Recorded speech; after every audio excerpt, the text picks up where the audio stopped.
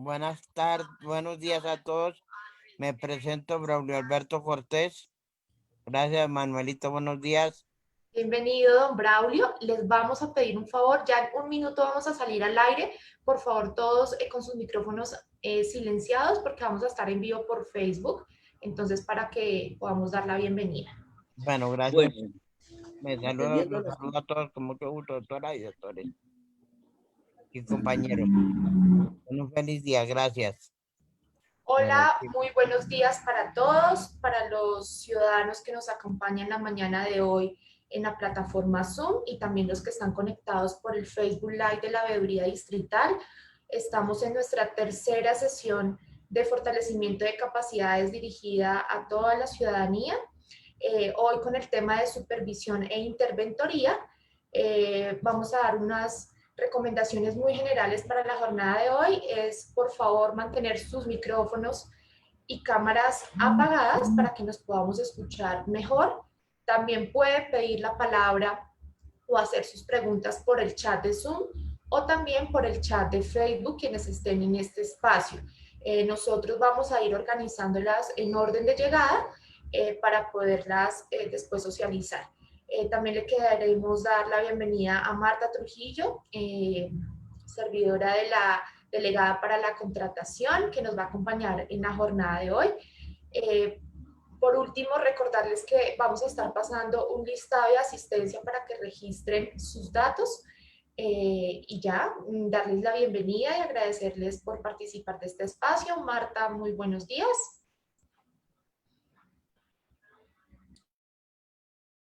Perdón, me jugó una mala pasada el audio. Buenos días para todos, ¿cómo están? Hoy vamos a hablar sobre el tema de supervisión e interventoría. Para hacer un poco más amena la charla, vamos a irnos por temas y cada finalización de tema vamos a abrir un espacio para que se hagan máximo 3 preguntas, pues para evitar extendernos mucho. Y ya al final haremos un tramo de las preguntas que no hayamos alcanzado a agotar entre esos entretemas. Entonces, arranquemos, por favor, primera diapositiva. Entonces, ¿qué podemos decir? La supervisión y la interventoría son la concreción del principio de responsabilidad consagrado en el artículo 26 de la Ley 80, que le impone a los servidores públicos la obligación, entre otras, de buscar el cumplimiento de los fines de la contratación, vigilar la correcta ejecución del objeto contratado y proteger los derechos de la entidad, del contratista y de los terceros que se puedan ver afectados con la ejecución del contrato. Así, la supervisión y la interventoría se concretan como las herramientas a través de las cuales las entidades estatales garantizan el cumplimiento de los fines de la contratación y la correcta inversión de los recursos públicos involucrados en ella.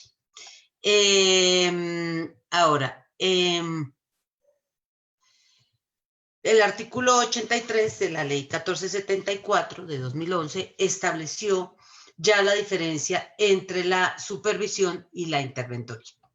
En ese momento, lo que se establece es que para proteger la moralidad administrativa, prevenir la ocurrencia de actos de corrupción y tutelar la transparencia de la actividad contractual, se estableció que las entidades estatales estaban obligadas a vigilar de manera permanente la correcta ejecución del objeto contratado a través de un supervisor o un interventor, dependiendo de las características del contrato. Siguiente, por favor.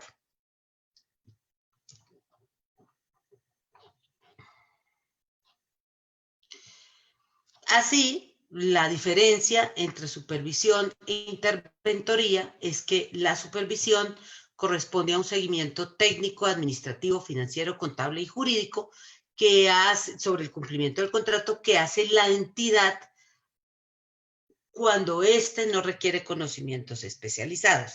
¿A través de quién lo hace? A través de sus funcionarios.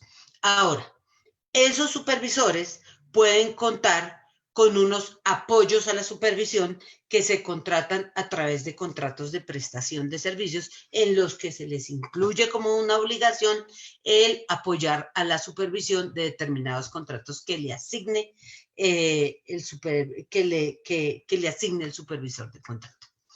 Ya la interventoría consiste en un seguimiento técnico sobre el cumplimiento del contrato, que lo puede hacer una persona natural o jurídica, contratada por la entidad estatal, cuando ese seguimiento de ese contrato implica, de una u otra manera, un conocimiento especializado en la materia, o cuando implica un nivel alto de complejidad, o cuando la extensión del mismo lo justifique.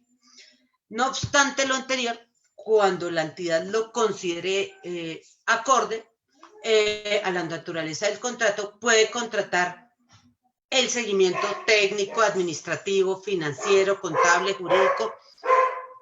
Qué pena con ustedes, es que yo tengo perro y creo que llegó alguien y el perro se emocionó. Perdónenme, qué pena el sonido ahí. El punto es básico, es decir, yo puedo tener un supervisor que es mi funcionario y esa persona se encarga del seguimiento técnico, administrativo, financiero, contable y jurídico cuando el objeto del contrato me lo permite, porque no exige unos conocimientos súper especializados.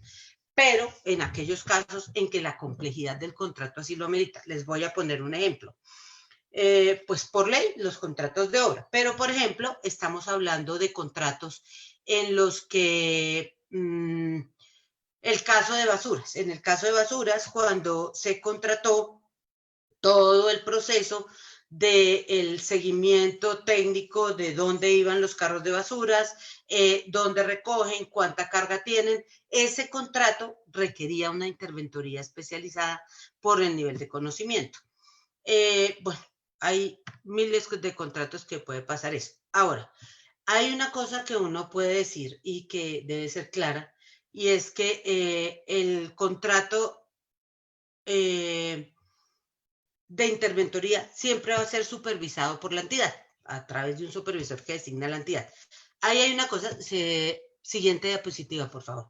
Ahí hay una cosa que hay que tener en cuenta y que es muy importante, y es que la entidad puede llegar a tener, y esas son dos cosas importantes. La primera, la que dice la diapositiva, y es que normalmente no son concurrentes supervisión e interventoría dentro del mismo contrato, pero la entidad sí lo puede hacer. Es decir, por eso lo establecía la norma. Yo puedo entregarle mi interventoría a través de un contrato a un tercero para que se dedique a hacer la interventoría del aspecto técnico del contrato, y mi supervisor del contrato, de ese mismo contrato, puede hacer seguimiento a otras partes como la financiera, la contable, la jurídica, pero en todo caso, en el contrato y en los estudios previos siempre deben quedar deslindadas esas dos responsabilidades para evitar confusiones, ¿correcto? Ahora, es posible también que en un contrato en el que se hace supervisión, es decir, donde la entidad pone a sus funcionarios a hacer la supervisión y el seguimiento de la ejecución del contrato, la entidad tenga más de un supervisor. Inclusive puede llegar a ser aconsejable en aquellos casos en que uno piensa que no toda la carga la debe llevar una sola persona. Les voy a poner un ejemplo. En el caso de los hospitales, cuando se trata del suministro de alimentos para los pacientes, normalmente hay más de un supervisor. Está el supervisor científico, está el supervisor financiero. ¿Por qué? Porque el científico lo que se encarga es de estar verificando de manera permanente que, por ejemplo, que los alimentos cumplan con las condiciones organolépticas, que se sirvan a la temperatura que es, que las personas encargadas de distribuir y servir los alimentos cuenten con un gorro, con la protección de vida, que tengan todos los certificados para manipulación de alimentos. Entonces, en esos casos puede llegar a ser aconsejable. El caso, o la conclusión grande de esto es que tanto el supervisor como el interventor siempre deben estar enfocados en colaborar con el contratista de manera armónica para que el contratista pueda cumplir con las obligaciones a su cargo y así la entidad pueda recibir lo que necesita para cumplir sus funciones hacia la ciudadanía. Entonces, ahí hemos agotado el primer tema. ¿Hay alguna pregunta? Por el momento, Marta, no tenemos preguntas. Listo, continuamos. Vamos para la siguiente diapositiva, por favor. Cuando uno mira este punto, entonces uno ve los derechos y los deberes de las entidades distritales. Y de las entidades en general. El artículo 4 de la Ley 80 estableció que para la consecución de los fines de la contratación estatal, las entidades tienen una serie de derechos y deberes, los cuales en muchos casos son ejercidos a través de los interventores o con su intervención, y de esos cuales se destacan. Obvio, el primero es exigir del contratista la ejecución idónea y oportuna del objeto contratado. ¿Y eso cómo se hace? Pues sencillo. Se hace a través de lo que establece la ley, a través de lo que diga el contrato, a través de lo que diga el manual de supervisión e interventoría de la entidad. Adelantar las gestiones necesarias para el reconocimiento y cobro de sanciones pecuniarias y garantías a que haya lugar. Ahí, más adelante les explicaré, ni el supervisor ni el interventor tienen facultades sancionatorias. Pero sí es muy importante tener en cuenta que si lo que ellos escriben, lo que ellos verifican y lo que ellos le cuentan a la entidad es el elemento sustancial con el cual la entidad se fundamenta para determinar si o no impone una sanción o qué procedimiento debe adelantar, ¿correcto? Ahora, el tercero es solicitar, Dios mío,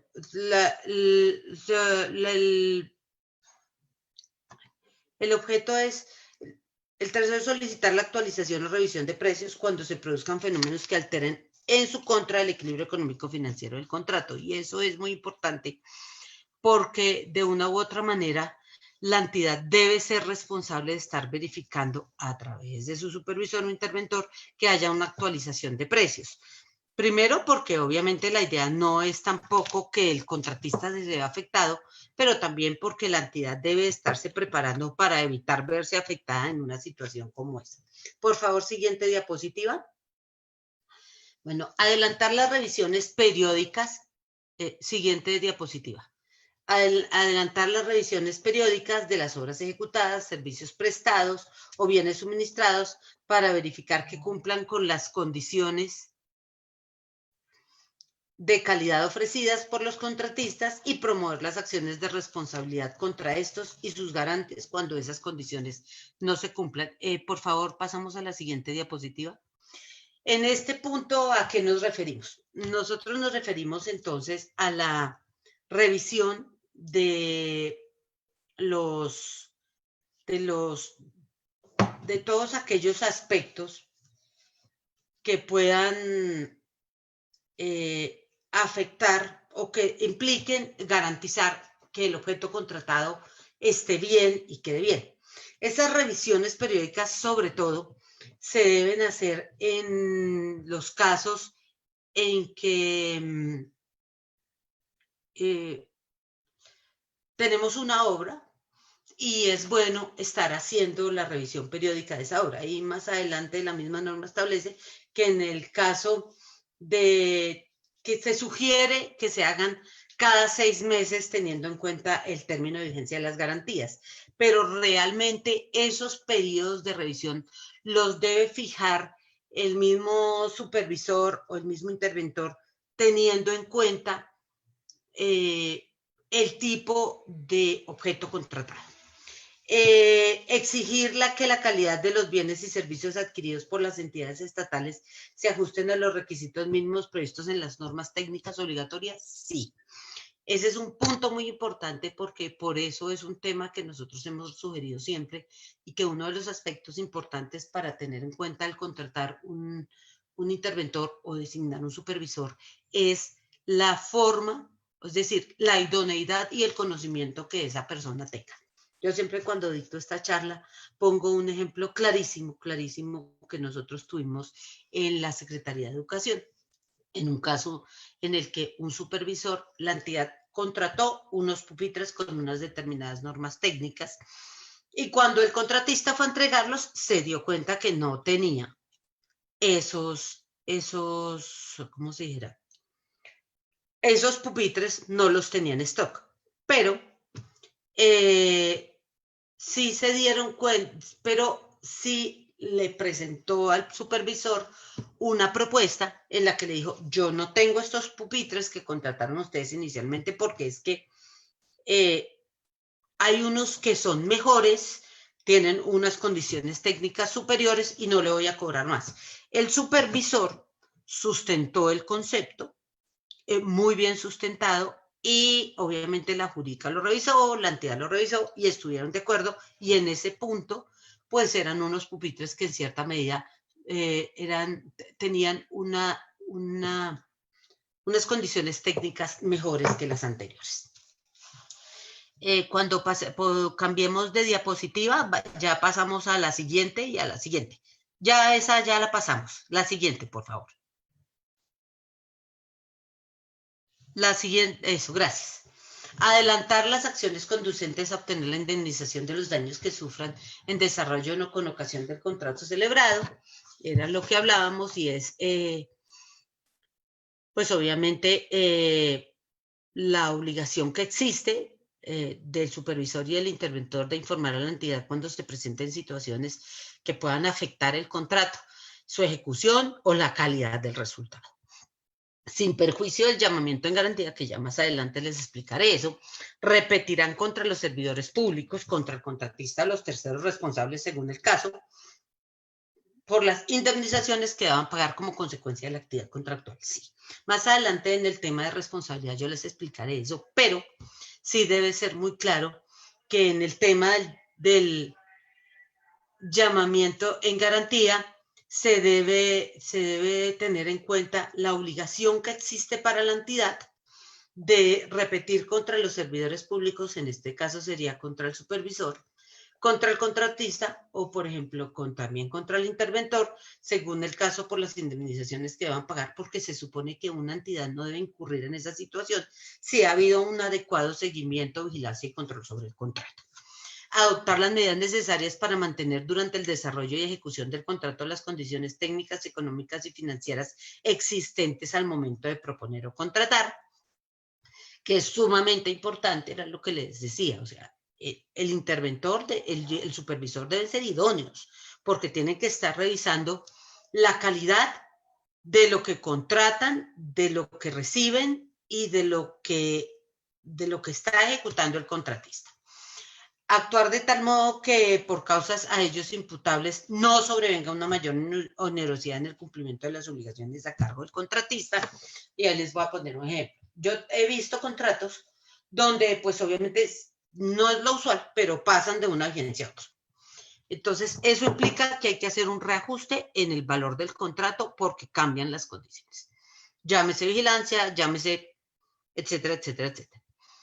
El hecho de que el contratista no pida el reajuste no significa que el supervisor o el interventor estén exonerados de informar a la entidad que debe haber un reajuste. Eso implica que así el contratista no lo pida, la entidad está obligada, el supervisor y el interventor no están obligados a avisar a la entidad para que se haga el reajuste. Siguiente diapositiva, por favor. ¿Qué podemos decir del alcance de la labor del supervisor o interventor? Por favor, siguiente diapositiva. Ahí es muy importante tener en cuenta tres cosas. La primera es que el supervisor y el interventor no son los representantes legales de la entidad. Son las personas que se encargan de hacer una labor de interlocución y mediación de la relación contractual y su función debe ser proteger los intereses de la entidad. Tampoco imponen multas, no sancionan, sino que su labor de seguimiento, verificación, control y vigilancia lo pueden llevar a recomendar a la entidad la adopción de acciones tendientes a conjurar o sancionar las situaciones anómalas que puedan afectar la ejecución del contrato. Pero la decisión solo le corresponde a la entidad. No tiene facultades discrecionales, es decir, el desarrollo de la labor asignada al supervisor o al interventor siempre va a estar sometida al imperio de la ley, al manual de supervisión, al de interventoría, a lo que se señale de manera específica en el contrato. cuando se estime conveniente. No puede pasarse de ahí. Entonces, aquí hemos cerrado otro aparte. ¿Tienen alguna duda o pregunta que quieran manifestar en este ¿No pido la momento? palabra? Sí, tenemos, No me no, entra el la chat. palabra la pedimos por el chat, por favor. No me entra el chat. Por eso me Voy veo a obligado. leer, Escúcheme, por favor. tranquilo. Voy a leer las preguntas que tenemos. Perdón, Nata, yo quiero recordarles a todos que vamos a hacer en estos intermedios, solo vamos a contestar 3 preguntas porque la idea es poder dictar toda la capacitación y al final las que no se hayan alcanzado a resolver las vamos a tratar de resolver en el menor tiempo posible. Sigan, por favor, Muy cuenten. bien. Dice, disculpen, en este tema de interventoría y supervisión, cuando se ve que se deja a favor de la alcaldía, ¿cuál es el manejo de este tema? La ley de contratación lo diferencia y aquí pregunto por qué no. Disculpen, pero el alcalde puede ser supervisor e interventor, pero figuran como interventores y supervisores. Pregunta la ciudadana. No, ay, qué pena, Nata, antes de terminar. No, señor. El alcalde local, normalmente por el manual de interventoría, si no estoy mal, siempre es el supervisor del contrato y tiene la posibilidad de designar un apoyo a la supervisión o contratarlo, ¿correcto? Pero la interventoría, si no es la interventoría, como la ley lo dice, se contrata, la entidad la contrata, es externa. Puede ser una persona natural o jurídica, pero es externa. Siguiente pregunta. Una pregunta, ¿no enviaron el link para firmar o Sí, señor. Don Braulio, lo puedes encontrar en el chat, encuentras el link para la asistencia. Ya lo volvemos a reenviar. Tenemos una intervención de don Tito Alirio. Adelante con tu pregunta, tienes 1 minuto. Gracias. Es respecto de cuántos supervisores y cuántos supervisores para cada contrato, cuántos supervisores se toman o se designan, de acuerdo a qué, a la cuantía, al tipo de obra o el contrato. ¿Cómo hacen para designar cuántos supervisores y cuántos interventores? Esa es mi pregunta. Gracias. Gracias. Mire, hay 2 cosas. En una obra no puede haber sino interventoría. El contrato de interventoría debe tener un supervisor. Como les dije ahorita, una entidad puede designar tantos supervisores como considere necesarios para garantizar el cumplimiento del contrato. Yo puedo tener 2 o 3 supervisores, uno que se encargue del tema jurídico, uno que se encargue del tema financiero, uno que se encargue del tema técnico. Eso ya depende de cómo la entidad crea que es mejor cumplir el objeto del contrato. Yo no le voy a decir mentiras. Cuando usted tiene más de un supervisor, es muy importante deslindar lo que le toca hacer a cada uno para que ninguno se convierta en una interferencia del otro para cumplir con su labor de supervisión. Siguiente pregunta. Muchas gracias, muy clarito. Tenemos Gracias. la intervención del señor Luis Alberto Nieto. Tienes 1 minuto para tu pregunta.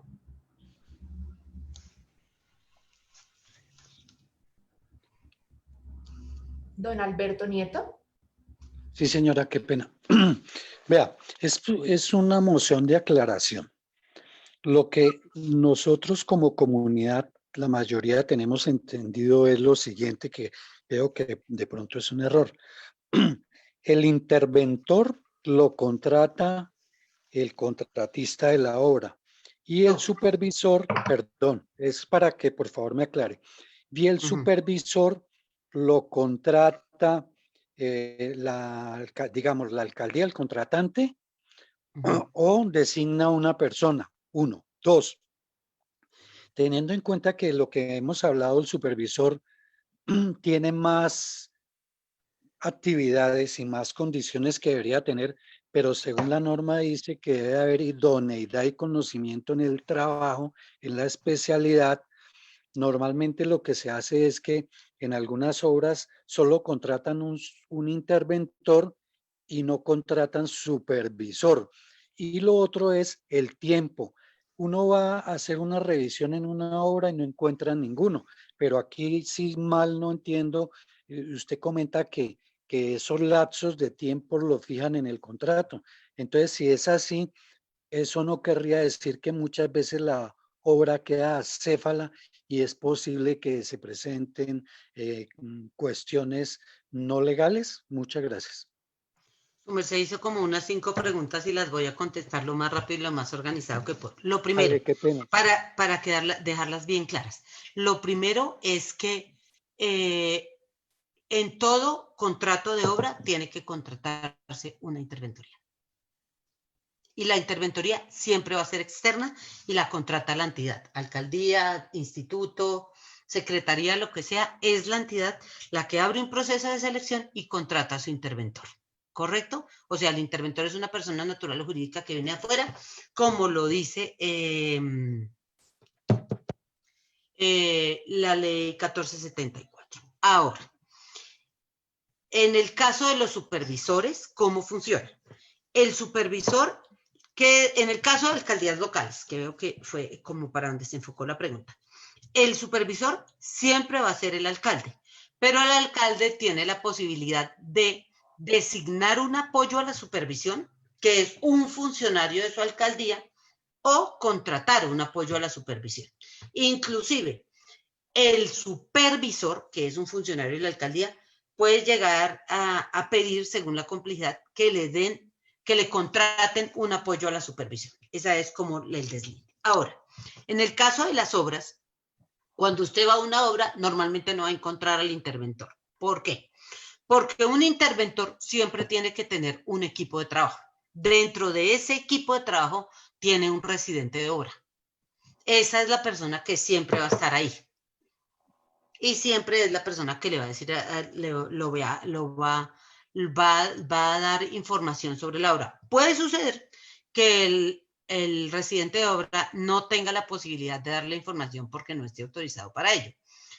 Pero la información sobre la ejecución del contrato, y eso lo vamos a ver más adelante, tiene que estar en SECOP y en la carpeta del contrato. No puede haber nada más sobre eso. ¿Me quedó faltando alguna duda suya, su merced? No. Me hace un favor y me repite el último parrafito que dijo, el último renglón que dijo, que no le alcancé a escuchar bien. Sí, lo que le estaba diciendo a usted es que normalmente cuando usted contrata una interventoría, esa interventoría tiene un equipo de trabajo entre los cuales está un residente de obra. Ese residente siempre está ahí. Normalmente uno lo contrata para que esté de tiempo completo o lo contratan para que esté de tiempo completo. Entonces, esa es la persona. No va a estar ahí el interventor, pero sí va a haber personal de él autorizado y calificado para hacer el seguimiento a la ejecución de la obra. Por eso uno tiene residente de obra, un equipo de gente que se encarga de eso. Continuamos con la presentación, ¿de acuerdo? Sí, ya tuvimos las 3 intervenciones, solo quiero hacer una anotación para los que están en vivo por Facebook Live, por favor no olviden darle me gusta y compartir a la publicación. Muchas gracias, ya continuamos entonces con tu exposición para hacer el siguiente bloque de preguntas más adelante. Gracias, mija. Siguiente diapositiva, por favor. Bueno, de la experiencia que ha tenido la veeduría distrital en sus procedimientos, en acompañamientos, en evaluación de la gestión contractual, en seguimientos, en diagnósticos, hemos evidenciado una serie de obligaciones que deben cumplir los supervisores y los interventores, y de hecho, que aunque parezcan como muy obvias, son como las que deberían cumplir. Ahora, estas obligaciones que yo les voy a relacionar son meramente nominales, es decir, pueden haber muchas más que usted puede incluir, que la entidad puede incluir en el objeto del contrato, porque sean súper específicas, pero el punto es ese. Entonces, el primero es que pues deben conocer los estudios y documentos previos, el pliego de condiciones, la propuesta del contratista, el contrato, los elementos esenciales del mismo como objeto, plazo, obligaciones, valor, forma de pago, periodicidad y condiciones para ello, y en general el clausulado del negocio jurídico. ¿Por qué? Porque esto es elemental. O sea, es la única manera como yo puedo exigirle al contratista, es conociéndome todos esos documentos a pie juntilla. ¿Por qué es importante conocer la propuesta? Porque puede pasar, yo no lo he visto muy seguido, pero pasa, que haya una diferencia entre lo que yo le contraté al contratista y lo que el contratista me propuso. Entonces, ese tipo de cosas es mejor revisarlas. Tiene que revisar todo. Suscribir con el contratista el acta de inicio del contrato o verificar el cumplimiento de los requisitos de perfeccionamiento y ejecución del mismo según el caso. Y aquí uno diría, Marta, eso es muy obvio. No, no es obvio. Resulta que hay casos, realmente el acta de inicio no tiene una regulación legal, pero las entidades por costumbre o tradición han considerado necesario la suscripción de un acta de inicio que les permita determinar desde qué momento se empieza a contar el plazo. Puede suceder, y eso lo hemos visto mucho en los contratos de prestación de servicios profesionales y de apoyo a la gestión, que la entidad suscriba el acta de inicio y el mismo día afilie al contratista a la ARL o al día siguiente. Y eso no se puede hacer. De conformidad con la ley, el contratista debe afiliarse a la ARL y el contrato empezará a ejecutarse al día hábil siguiente a aquel en que ocurrió la afiliación. Realizar con el contratista la planeación y coordinación de las labores que deben adelantarse para ejecutar adecuadamente el contrato. Nosotros esta capacitación la dictamos tanto para entidades como para ciudadanía. Y nosotros siempre le hemos sugerido a los supervisores y a los interventores que casi que armen un cronograma donde ellos sepan qué actividades y en qué tiempos deben ejecutarse esas actividades. ¿Por qué? Porque si ellos tienen una planeación adecuada, cualquier afectación, por mínima que tengan o no, les permite generar oportunamente un plan de contingencia. Exigir al contratista el cumplimiento de las obligaciones señaladas en el contrato de los términos en los plazos establecidos y con los recursos que hayan sido presupuestados. Siguiente diapositiva. Y aquí la razón es la siguiente. Nosotros hemos visto muchos informes de los contratistas donde dicen, creo que se saltaron. Ay, por favor, gracias.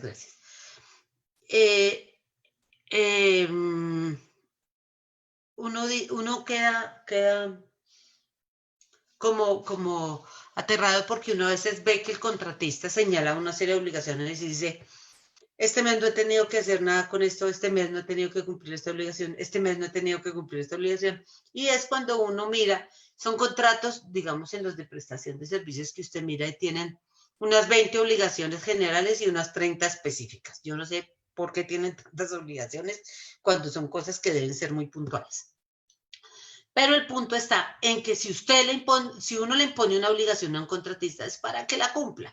Si uno ya mira que esas son obligaciones que son a demanda, entonces se va por una clásica que es las demás que le asigna el supervisor del contrato, porque no es una cosa que sea usual dentro del contrato. Es decir, puede darse que usted tenga que contestar determinadas cosas, pero no es una obligación tan específica como para que usted la tenga que cumplir periódicamente. Son lo que yo llamaría obligaciones a demanda. Entonces uno tiene que ser muy lógico cuando uno de supervisor o el supervisor va en el tercer mes de ejecución y ve que el contratista nunca le han asignado 3 o 4 obligaciones que ya sabemos que pues, si llevan 3 meses y no la han asignado, el día que se la asignen yo se la hago cumplir a través de la clásica que es las demás que le asigne el supervisor del contrato y pido como una aclaración de esas obligaciones. ¿Por qué? Porque son del tipo de cosas que generan como un llamado de atención.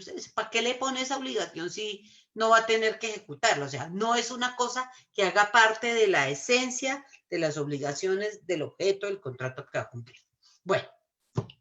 Acompañar a las partes para asegurar la ejecución exitosa del contrato, facilitando la interacción entre las mismas al punto en que se puedan proponer soluciones a las controversias que puedan presentarse. Esto es fundamental. Vuelvo y les digo, un interventor o un supervisor es un mediador, no es nada diferente a eso.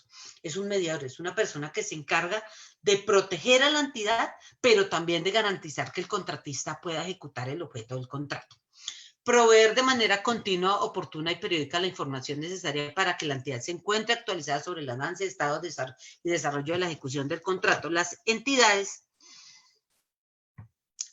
digamos que deben estar enteradas, y la ciudadanía también, sobre el estado de avance y ejecución del contrato. ¿Cómo se provee de manera continua, oportuna y periódica esa información? Publicando los informes de ejecución. O sea, y a esto voy para la siguiente. Dice rendir los informes en los que se deje evidencia las evidencias correspondientes que demuestren el cumplimiento de las obligaciones a cargo del contratista. Y aquí sí hay una cosa muy chistosa y que hemos pensado mucho nosotros, y es que a veces hay alguien que tiene abierto el micrófono, les sugiero que lo cierre. A veces las entidades ponen un montón de informes. Entonces el informe mensual, el semanal, el bisemanal, el trimestral. ¿El punto cuál es? El punto es que se emitan informes periódicos, pero en el momento en que pase algo con el contrato, que sea como para contarlo, pues yo emita de una vez la alerta para la entidad, independientemente de que esté hace 2 días haya hecho un informe. Ese es el tipo de cosas que tiene que hacer, y es muy importante eso. Rendir los informes en los que se dejen evidencias correspondientes que demuestren el cumplimiento de las obligaciones a cargo del contratista, ya les expliqué por qué. Elaborar y presentar los informes con la periodicidad señalada en el contrato y enviarlos de manera inmediata al área de contratación, con copia a los centros de gestión interesados en la ejecución del contrato. Yo diría que también hace copia. Aquí hay una cosa que nosotros hemos evidenciado en desarrollo de nuestro trabajo, y es que algunas entidades, es decir, es muy chistoso porque internamente el contratista pasa su informe, el supervisor o el interventor lo aprueba y se lo pasa al área competente para que pague. Pero el problema es que la entidad amarra la publicación del informe de ejecución al pago. Entonces yo me puedo demorar aprobando ese pago, y en las alcaldías se demoran bastante. Se puede demorar 1 mes aprobando, o 20 días aprobando un pago, y entonces el informe no lo suben. Entonces uno tiene que empezar, y eso es una cosa que hemos ido sugiriéndole a las entidades, abrir una independencia entre la aprobación del pago y subir el informe. Porque es que financiera, ¿por qué devuelve un pago? Porque falta un papel. Pero el interventor o el supervisor pasan un informe porque está bien hecho. Entonces es claro, si da razón de lo que se necesita, etcétera, etcétera, etcétera. Y no debe ser como diría yo, como una talanquera para que se publique el informe. ¿Dónde voy? Bueno, verificar constantemente la observancia de la normatividad vigente, que en aquellos aspectos atinentes al contrato, y yo siempre pongo ahí un ejemplo clásico, que es el contrato de vigilancia. En el contrato de vigilancia normalmente que los prestadores del servicio tienen que tener vigentes sus permisos, sus licencias de funcionamiento y sus autorizaciones. Y puede ser, como esos contratos normalmente son de 1 año, puede pasar que durante la ejecución del contrato se venza ese permiso. Entonces, obviamente la empresa no lo va a dejar vencer, pero sí es mejor que uno esté pendiente, oiga, ya pidió la renovación del permiso, en qué va ese trámite, etcétera, etcétera, etcétera.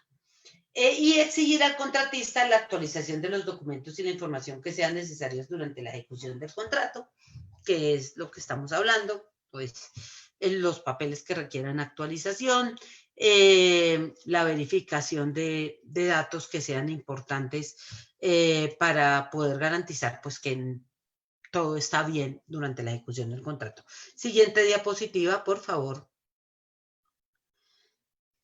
Verificar que el contratista cumpla con sus obligaciones frente al pago de aportes para fiscales relativos al Sistema de Seguridad Social Integral, ARL, los propios del CNCBF y cajas de compensación cuando corresponda durante la ejecución del contrato. Y esto sí es muy importante, porque realmente se pueden ver casos en que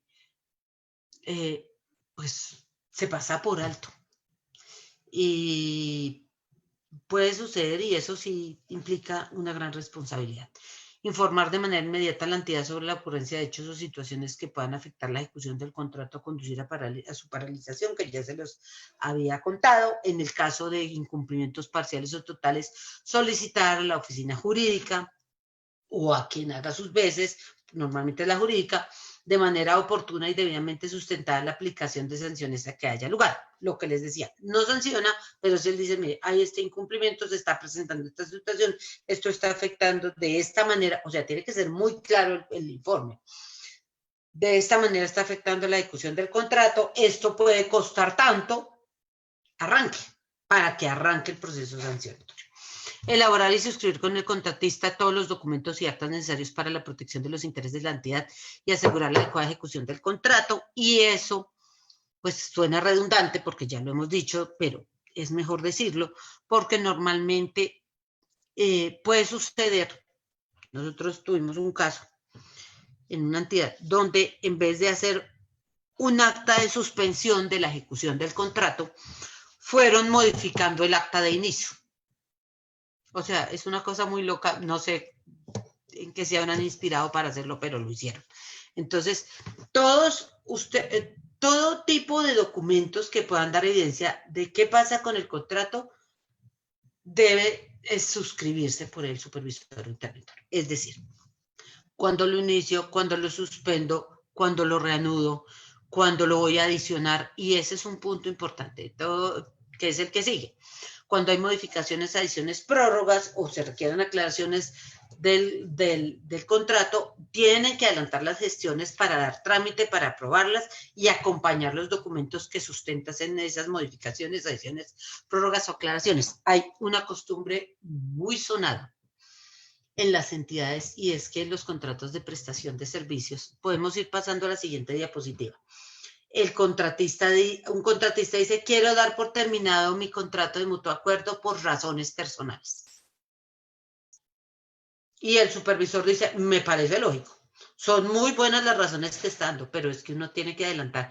Uno no puede ver eso como el hecho de soltar a alguien, porque es que cuando yo hice mi motivación como entidad para contratar a alguien, lo sustenté en una necesidad.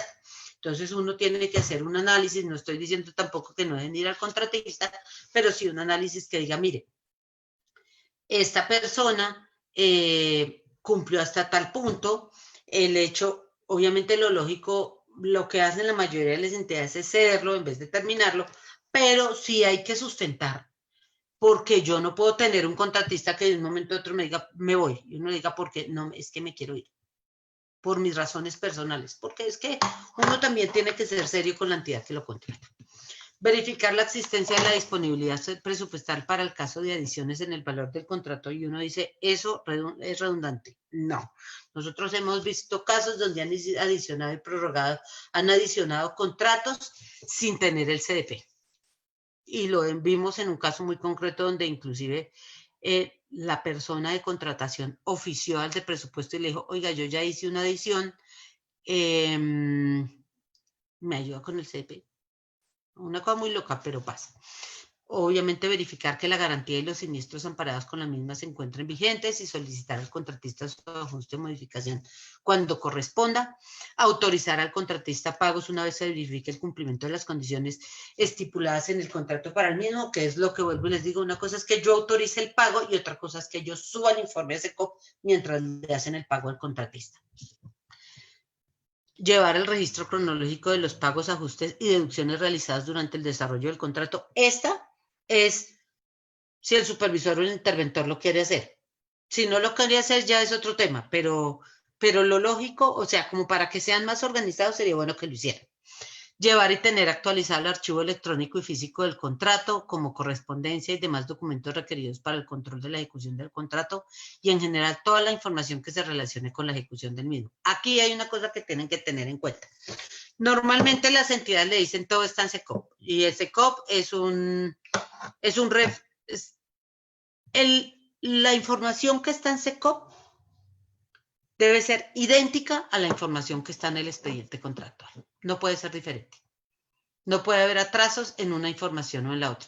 Además, ¿no? Contando con que el expediente contractual esté actualizado.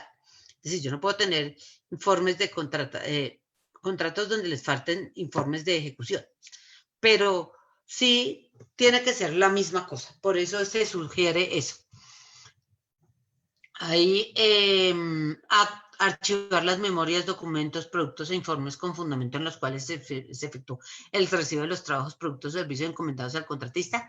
Aquí es muy importante porque normalmente puede pasar que uno diga, bueno, pero este contratista, ¿cómo ejecutó esto? Es una forma de tener, en cierta medida, ¿cómo se dice eso? Como la certeza de que están los documentos completos, de que se ha hecho la labor. Efectuar, siguiente diapositiva, por favor. Efectuar la entrega al almacén de la entidad de los elementos, equipos y bienes objeto de los contratos de suministro. Esto es súper importante porque esta es la forma como ya mi contratista puede cobrar y como yo tengo la certeza de que salió de mi responsabilidad el recibo de esos bienes. Obviamente, algunos efectúan la entrega al almacén o lo hacen con el contratista al tiempo, pero o con esto, eso implica que yo ya revisé como supervisor o interventor la calidad de esos bienes. Verificar la calidad y funcionamiento de las obras, servicios y bienes objeto del contrato de manera que correspondan a lo estipulado en los estudios y documentos previos, el pliego de condiciones, la propuesta del contratista y lo pactado en el contrato. Y uno diría, ¿por qué se dice eso? Sí, porque pueden haber, por eso es clave que ellos conozcan muy bien los documentos que integran el contrato. Revisar y aprobar los documentos necesarios para proceder a la liquidación del contrato y dejar constancia expresa del cumplimiento del mismo. Ojo, esto es muy importante, más adelante lo vamos a ver, porque desde el punto de vista penal, esto, cuando uno participa en la liquidación de un contrato, puede tener una responsabilidad bien importante. En el caso de faltas temporales absolutas, deben hacer una entrega al ordenador del gasto de un informe pormenorizado en el que indique el estado de ejecución y cumplimiento del contrato. Nosotros hemos sugerido, inclusive, que haya, ¿por qué es importante eso? Porque hay una persona que a mí me va al supervisor lo va a reemplazar, en el caso de supervisiones, esto es muy usual, al supervisor lo va a reemplazar, mientras el otro está de vacaciones, mientras el otro está incapacitado, mientras el otro está en licencia, y uno tiene que tener la certeza de cómo entregó el que estaba y cómo recibió el que entra. Es muy importante. Solicitar los informes, aclaraciones, explicaciones sobre el desarrollo de la ejecución del contractual. Eso debe ser en cualquier momento cuando uno tenga la percepción de que hay algo que está pasando en el contrato. Es mucho mejor. Siguiente diapositiva. Cumplir con el principio de publicidad de los procesos de contratación y de los documentos asociados al mismo. ¿Eso qué significa? Publicar dentro del término legal 3 días hábiles siguientes a su expedición los documentos que se generen durante la actividad contractual. Y eso publicarlos es subirlos a SECO. Mantener informada a la entidad de los hechos o circunstancias que puedan constituir actos de corrupción tipificados como conductas punibles o que puedan poner o pongan en riesgo el cumplimiento del contrato cuando tal incumplimiento se presente. Hay un ejemplo que yo le pongo a la gente muy seguido y es que de una u otra manera la bitácora de un supervisor, de un interventor en una obra puede dar lugar a su exoneración de responsabilidad en caso de que pase alguna cosa. Entonces es muy importante que todo el tiempo uno le esté informando a la entidad lo que está pasando. Por un tema de solidaridad en la responsabilidad, por un tema de claridad, transparencia y quitarle opacidad a la gestión que uno hace. Advertir oportunamente los riesgos que puedan afectar la ejecución del contrato y tomar las medidas necesarias para mitigarlos de acuerdo con lo previsto en la matriz de riesgos correspondiente al mismo. Y aquí sí que es bien importante, por ejemplo, que el interventor y el supervisor conozcan muy bien la matriz de riesgos del contrato. Revisar que el personal de contratista cumpla con las condiciones ofrecidas de acuerdo con lo previsto en el contrato y exigir su reemplazo en condiciones equivalentes cuando sea el caso. Ese caso cuando yo tengo gente, cuando tengo pues un contrato de obra, cuando tengo un contrato de interventoría y el supervisor revisa las hojas de vida y alguno no cumple o alguno del equipo no está cumpliendo, uno le pide el reemplazo al contratista. Verificar la entrega de los anticipos pactados al contratista, perdón, y la adecuada amortización del mismo en los términos de la ley y del contrato. Siguiente diapositiva, por favor. Diríamos que hay unas reglas aplicables a la interventoría que son importantes. La primera es que los contratos de interventoría se pueden prorrogar por el mismo plazo que se prorroga el contrato objeto de vigilancia. Y su valor se ajusta teniendo en cuenta las obligaciones del objeto de interventoría. Ahí no se va a aplicar lo dispuesto en el parágrafo del artículo 40 de la ley 80, pero sí deben tener en cuenta una cosa, y es que en ese caso, no siempre, digamos que el contrato de interventoría se ganan 20 millones de pesos mensuales, le pagan 20 millones de pesos mensuales. Y hubo necesidad de prorrogar el contrato objeto de interventoría, porque faltan unos aspectos puntuales. Yo adiciono el valor del contrato de interventoría atendiendo a las obligaciones que faltan por verificar. No a todas, sino a las que faltan por verificar. No puede ser, no, o sea, es decir, evidentemente no le va a tener que pagar los 20, va a tener que pagarle menos. La segunda es que en el tema de garantías para la ejecución de los contratos de interventoría se debe constituir y tener una garantía de cumplimiento por el mismo término de la garantía de estabilidad del contrato principal. Caso en el cual se puede dividir teniendo en cuenta las etapas o riesgos relativos a la ejecución del contrato. Es decir, ahí pues el tema es que yo debo tener una garantía con esa misma extensión, pero podría activarla más adelante, en el momento en que ya empecemos a ver otra realidad. El interventor, en un tema de inhabilidad bien importante, el interventor que incumple el deber de entregar información a la entidad contratante relacionada con el incumplimiento del contrato, con hechos o circunstancias que puedan dar lugar a la ocurrencia de actos de corrupción tipificados como conductas punibles o delitos, o puedan poner en riesgo el cumplimiento del contrato, queda inhabilitado hasta por 5 años. Ojo con eso, porque es que esa es una de las cosas más delicadas que hay cuando el interventor, ¿cómo decirlo? Omite informar a la entidad oportunamente. Siguiente diapositiva. En cuanto a algunas reglas también, el tema de la solidaridad. Entonces, el interventor que no informa oportunamente a la entidad de un posible incumplimiento del contrato vigilado o del incumplimiento de alguna de las obligaciones a cargo del contratista, será solidariamente responsable con el contratista de los perjuicios que ese incumplimiento le cause a la entidad.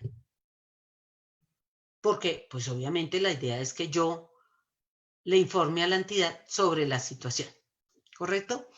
Y que se ocasionen por el incumplimiento por los daños que les sean imputables. Cuando el ordenador del gasto sea informado oportunamente de posibles incumplimientos de un contratista y no lo combine para que cumpla o no adopte las medidas necesarias para salvaguardar los intereses de la entidad y los recursos públicos, será responsable solidariamente con el contratista de los perjuicios que se ocasionen. Ahora, cuando el interventor sea un consorcio o una unión temporal, pues esa solidaridad se aplicará teniendo en cuenta lo dispuesto en el artículo 7 de la ley 80 respecto del régimen sancionatorio. Ahí hacemos otro corte, Natalia, y si quieres podemos mirar 3 preguntas más y avanzar una diapositiva para que cuando acabemos las 3 preguntas empecemos en la siguiente diapositiva. Sigamos, por favor. Claro que sí, Marta, tenemos preguntas por Facebook. El usuario Antonio Uribe nos dice: se entiende en el ejemplo de los pupitres que si se sustenta adecuadamente por parte del contratista ante la entidad y no se afectan los costos iniciales convenidos, es posible por parte de la entidad aceptar esos cambios. ¿Existe algún procedimiento determinado para esto? Es la primera pregunta. Digamos que ese ejemplo que yo les puse, si ustedes se dan cuenta, yo he visto esta charla basándome mucho en ejemplos. El punto ahí, ¿cuál es? El punto es que ¿Qué debe hacer siempre el supervisor o el interventor? Buscar lo mejor para la entidad. Y uno cuando busca lo mejor para la entidad no lo busca necesariamente, sino para el servicio que la entidad presta a la ciudadanía. ¿Eso qué significa? Significa que mi obligación como supervisor o interventor es verificar y sustentar lo que yo les digo. Ese caso a mí me llamó mucho la atención porque estaba sumamente sustentado. O sea, porque es muy difícil que un órgano de control diga, pero si usted compró esta cosa, ¿por qué recibió otra? Entonces usted tiene, un supervisor tiene que, y la entidad también, tiene que documentar y sustentar técnicamente la razón por la cual se puede recibir una cosa por otra. Ojo, eso no implica que no se pueda hacer un cambio radical del objeto contractual. Lo que estamos hablando aquí son de especificaciones técnicas, es decir, yo no puedo decir que no estoy afectando un objeto contractual si compro, no sé, una cosa y recibo otra. No, el tema estamos hablando de que estamos recibiendo estoy comprando algo y estoy recibiendo lo mismo, pero las especificaciones técnicas del bien son diferentes y superiores. En este caso lo que le digo, o sea, el supervisor revisó la ficha técnica que la entidad había puesto para adquirir estos bienes y se dio cuenta que los que iba a entregar, los que ofrecía el contratista a entregar, eran superiores a los especificados en ficha técnica y no le iban a costar más a la entidad. Entonces, eso permitió que se justificara. Obviamente no lo hizo solo, él monta su concepto, esto pasa a su jurídica y a de jurídica pasa al comité de contratación y se hace una serie, no puede ser tan autónomo en ese punto el supervisor, pero sí es fundamental para que la entidad pueda entender por qué se puede recibir un bien técnicamente diferente. Siguiente. Le damos la palabra al OCLB Veeduría PDC L21. Tienes la palabra hasta por 1 minuto, por favor. Sí, doctora Natalia, es que ese es el logo del Observatorio Ciudadano de Bosque. Yo quiero hacerle una pregunta concreta. Hágame un favor. La ley 80 prima sobre la otra que su merced nos está citando, que se me escapa ahorita porque siempre manejamos la ley. 1474 de 2011. Sí, prima la ley 80 o la otra. Y, el otro punto es, tienen la misma, entonces, la misma responsabilidad los supervisores como los interventores en los contratos, ¿cierto? Dos cosas. La primera es que no es que prime. Lo que pasa es que la ley 80 es el estatuto de contratación estatal, es una ley de principios, y la ley 1474 es una ley anticorrupción que surge como consecuencia de tantos temas de corrupción que han tenido que combatir a través de diferentes medios. Yo no diría que una prima sobre la otra porque realmente son complementarias siempre. Esa es la primera.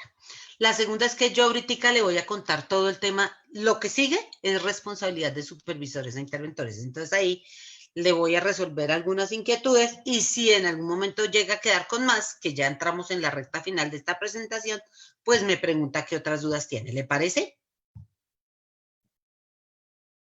Sí, señora, muchas gracias. Gracias. Siguiente. Next. La usuaria Marta Sánchez en Facebook nos preguntan, donde dice que las funciones de interventoría y supervisión deben estar discriminadas cuando hay concurrencia de las dos, ¿qué norma? Es en la ley, pero ya le digo que es que me da cosa decirle a la persona que se devuelva. Es en la ley 1474 y de hecho sí, pues obviamente si no lo dijera la norma, igual tendría uno que tenerlas súper discriminadas. Entonces dice, aquí el artículo 83 de la ley 1474 de 2011 habla en ese, dice, para la supervisión la entidad estatal, pero perdón, dice, para su adecuado ejercicio, por regla general no son concurrentes en un mismo contrato las funciones de supervisión e interventoría. Sin embargo, la entidad puede dividir la vigilancia del contrato principal, caso en el cual deberá hacerlo. Es que, y de hecho no solamente lo establece la norma, sino que también hay que tenerlo muy en cuenta porque es que yo puedo llegar, o sea, la norma establece que uno pueda tener concurrencia entre supervisión e interventoría. Entonces, para que usted no termine, o sea, uno de entidad cuando monta esos contratos tiene que tener cuidado para no quedar deslindando, es decir, para que no queden tan revueltas las responsabilidades, y el término no es revueltas, sino tampoco claras las responsabilidades, que no sepa qué era responsabilidad del supervisor y qué del interventor. Por eso la misma norma le dice a uno, usted puede coger un interventor y asignarle el seguimiento técnico, económico, financiero, todo, o solamente el técnico. Entonces, el contrato usted tiene que vigilarlo en diferentes tópicos, no solamente en lo técnico. Usted tiene que vigilar el contrato en la parte técnica, en la parte financiera, en la parte jurídica.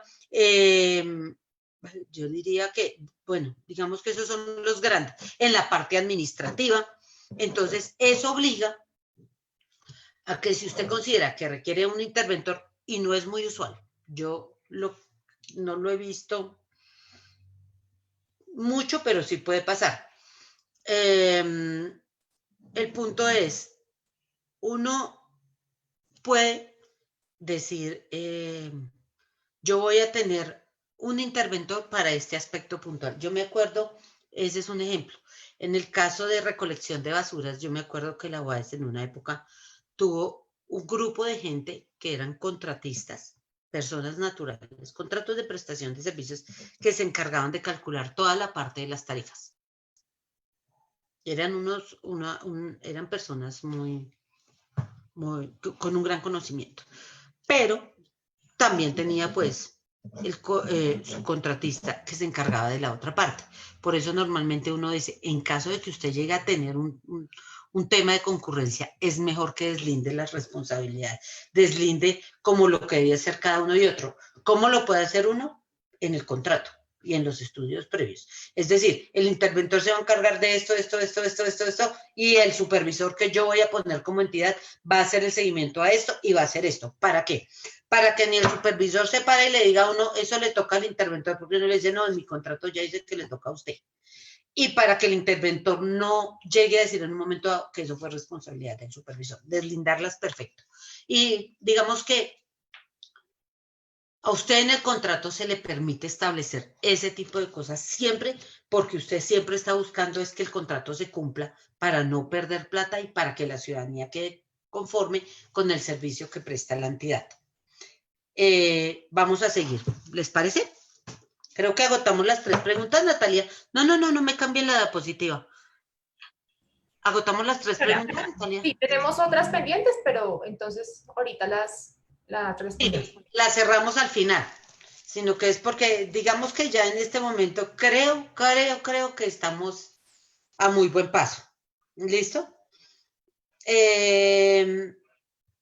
Uno diría que el punto de la responsabilidad de los supervisores e interventores, que es una pregunta que nos hicieron ahorita, hay que tener en cuenta varias cosas. En relación con esa responsabilidad de los consultores, interventores y asesores externos, el artículo 53 de la ley 80, modificado por el artículo 82 de la ley 1474-2011, y por el artículo 2 de la ley 1882-2018, dispone que los interventores responden civil, fiscal, penal y disciplinariamente, tanto por el cumplimiento de las obligaciones derivadas del contrato de interventoría, como por los hechos o omisiones que les sean imputables y que causen daño o perjuicio a las entidades derivados de la celebración y ejecución del contrato respecto del cual deba ejercer esas funciones de interventoría. O sea, responde pues, y para mí es como obvio porque, bueno, y dice incluyendo la etapa de liquidación de los mismos, siempre y cuando esos perjuicios provengan del incumplimiento o responsabilidad directa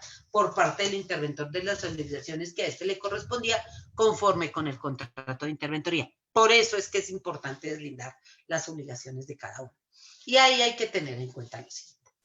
Uno dice, o podría decir, que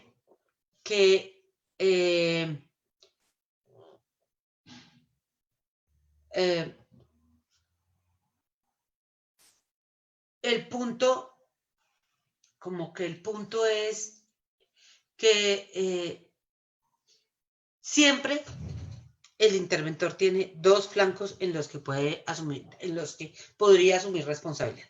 El primero es cuando desafortunadamente pues le toca, no ejerce bien sus funciones como interventor, cuando incumple sus obligaciones contractuales. Y un interventor incumple sus obligaciones contractuales cuando no hace en debida forma el seguimiento a la ejecución de un contrato. Eso es así de sencillo. Y si eso sucede, obviamente, pues va a terminar o recibiendo lo que no es, o avalando lo que no es, ordenando la liquidación, y eso se ha visto, porque yo creo que mucha gente lo ha visto, contratos donde se recibió el producto, el interventor dijo, perfecto, y cuando fueron a mirar, eso no sirve o eso no es. Y eso puede pasar. Siguiente diapositiva. ¿Dónde voy?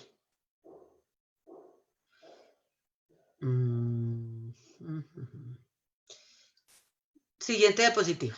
Bueno, entonces cuando hay un tema importante que es el tema de la responsabilidad disciplinaria. De conformidad con la ley 734,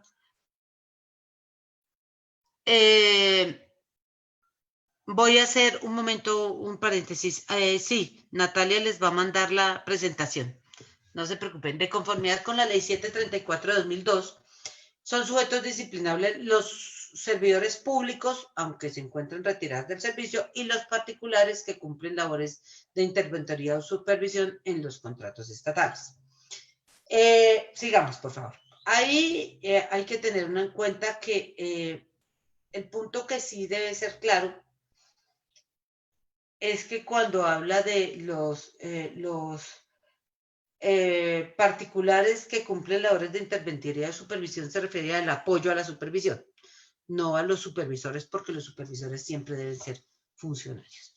Entonces, el artículo 48 de la ley 74 consagra como faltas gravísimas, pues, la realización de una descripción típica consagrada en la ley como un delito sancionable a título de dolo, cuando se cometa en razón, con ocasión o como consecuencia de la función o cargo o abusando del mismo. Sencillo. Recibo unos bienes como supervisor que no cumplen las especificaciones técnicas y que además salen malos. Como interventor recibo una obra que sale mala. Como supervisor o interventor recibo unos estudios y diseños que salen malos. Participar en la etapa precontractual o en la actividad contractual en detrimento del patrimonio público o con desconocimiento de los principios que regulan la contratación estatal y la función administrativa contemplados en la Constitución y en la ley. Sencillo, simplemente violo alguno de los principios que regulan la contratación estatal, entre otros, pues publicidad, transparencia, en el desarrollo de la actividad contractual. No exigir al supervisor o al interventor la calidad de los bienes y servicios adquiridos por la entidad estatal o en su defecto los exigidos por las normas técnicas obligatorias, o certificar como recibido a satisfacción una obra que no ha sido ejecutada a cabalidad. También será omitir el deber de informar a la entidad, pues, las circunstancias y hechos que puedan dar lugar a la comisión de delitos o a situaciones de corrupción o que pongan en riesgo el cumplimiento del contrato o cuando se presente el incumplimiento, que ya lo hemos visto que eso genera una serie de solidaridades y responsabilidades importantes.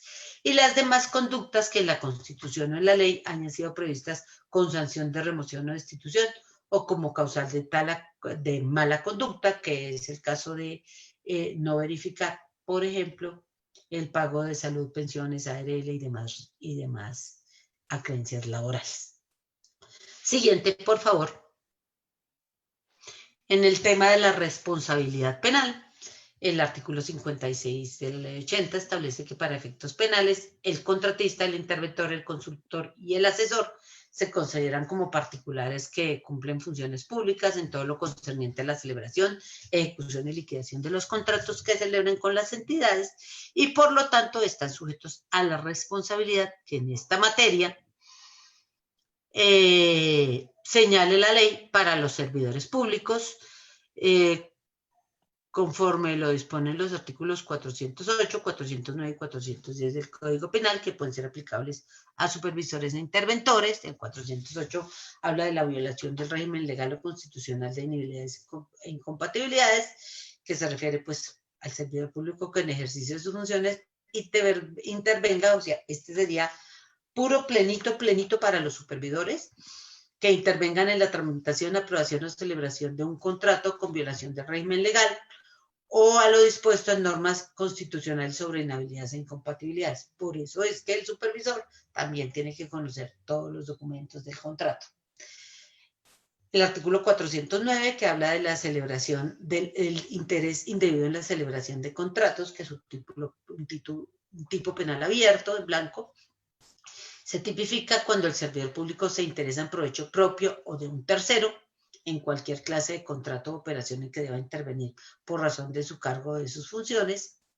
Aquí, pues, obviamente también, pues se aplica para estos el 410, que es la contratación sin cumplimiento de requisitos legales, que habla de los servidores públicos que en ejercicio de sus funciones, entre otras, vienen...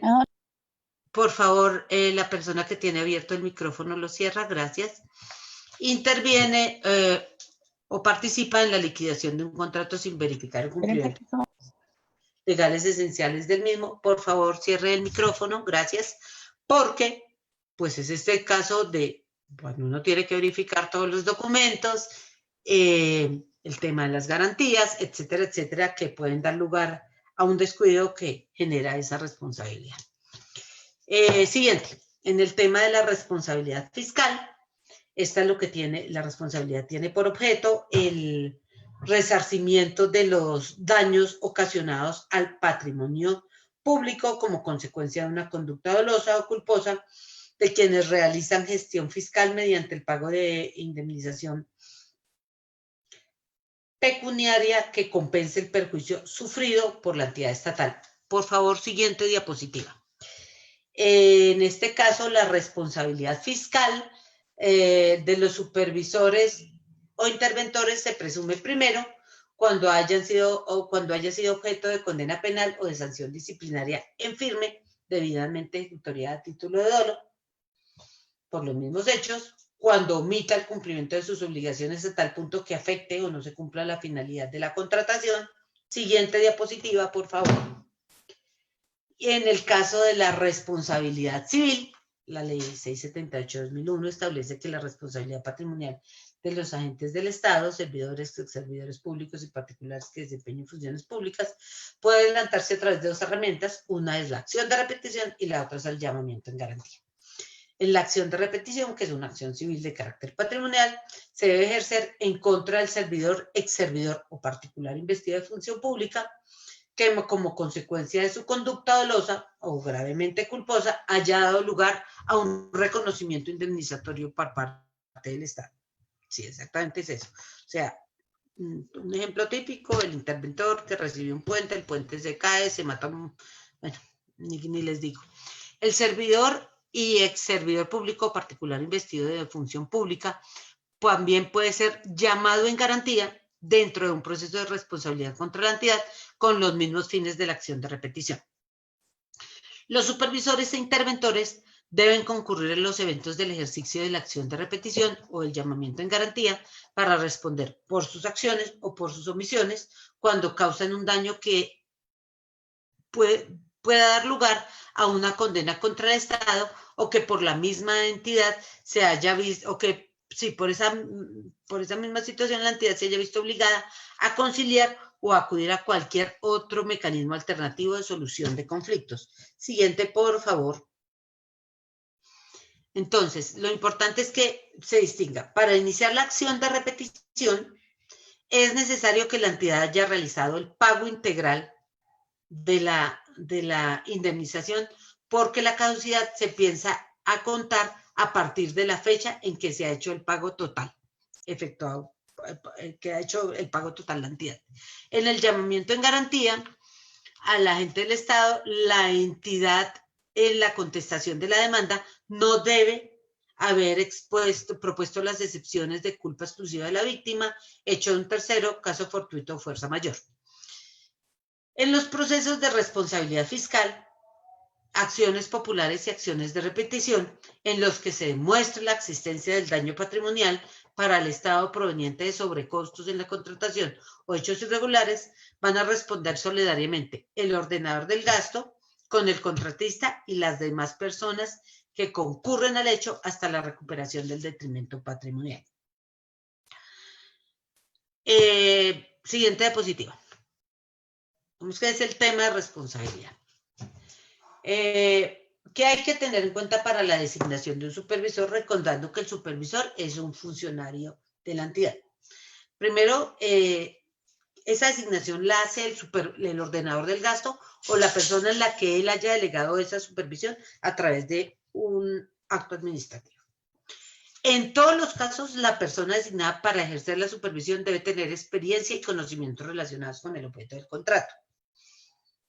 Y además, y esto nosotros lo hemos sugerido, es una sugerencia que nosotros le hemos hecho a la entidad, y es que las entidades deben generar criterios para la asignación de supervisores, teniendo en cuenta además las cargas laborales de quienes asumen esa responsabilidad. ¿Por qué? Y nosotros inclusive hemos pensado en algún momento que sería estupendo que las entidades crearan unas áreas únicas y exclusivamente destinadas a supervisar contratos. Porque es que una de las causas por las que también un supervisor se equivoca en su gestión es porque tiene cargas laborales exageradas que le obligan a hacer supervisión a un montón de contratos y a la vez cumplir con las demás funciones que conforme al manual de funciones debe cumplir. Entonces, eso sí genera muchos problemas en relación con ese tema. Uno podría decir que, siguiente diapositiva, por favor. ¿Cuáles son las ventajas de la supervisión y la interventoría? La primera es que bien ejercida es una herramienta de gestión que ayuda a medir los resultados y el impacto de las acciones realizadas en la ejecución de los contratos y retroalimenta a la entidad en la toma de decisiones para mejorar su gestión y desempeño. Es que de verdad una interventoría, una supervisión bien ejercida le permite a la entidad generar un rutero de experiencias y de casos exitosos que le permiten avanzar positivamente en la ejecución de contratos. También es una herramienta preventiva si es bien ejercida, porque evita la utilización indebida de los recursos públicos por parte de terceros o contratistas, y en caso de que ello ocurra, es un medio para detectarla y canalizar una sanción y erradicar la situación.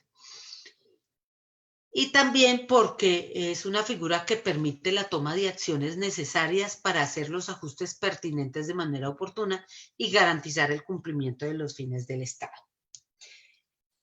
He dicho, aquí terminamos la capacitación. Pregunten nada más, cuéntenme todo lo que quieran saber. No sé qué hora es, pero creo que vamos bien de tiempo. Sí, vamos bien de tiempo. Cuéntenmelo todo.